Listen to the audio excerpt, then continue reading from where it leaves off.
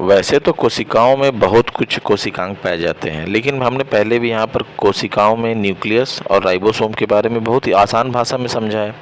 अब हम लोग समझेंगे कि एंडोप्लाज्मिक रेटिकुलम, जिसे कि ईआर कहते हैं, उसका कोशिका में क्या कार्य होता है। और बहुत ही आसान भाषा में आपको अगर मैं कहूँ तो यह एक ट्रांसपोर्टर और असेंबली यूनिट की तरह होता है। ट्रांसपोर्टर क्या होता है? ट्रांसपोर्टर वो होता है जो किसी भी वस्तु को एक स्थान से दूसरे स्थान पर ले जाने का कार्य करता है।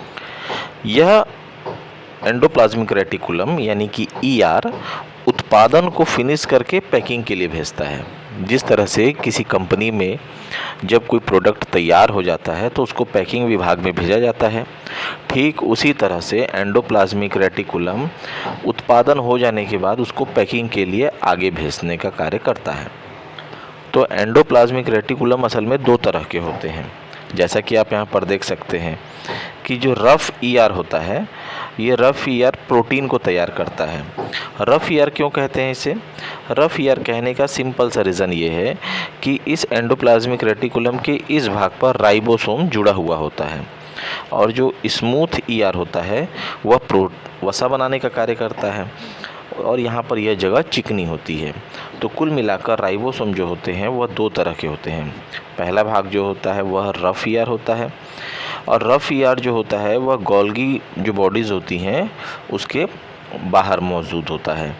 तो यहाँ पर हम लोग समझ सकते हैं कि जो एंडोप्लाज्मिक रेटिकुलम है वह प्रोटीन को तैयार करेगा और वसा को भी बनाता है।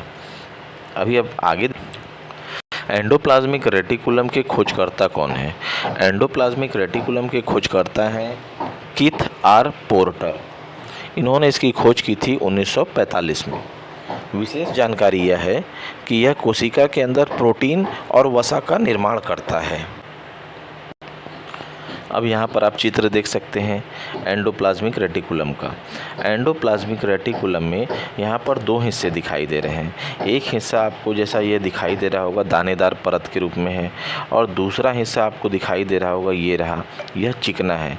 तो ये जो चिकना हिस्सा है इसे ही कहा जाता है स्मूथ एंडोप्लाज्मिक रेटिकुलम।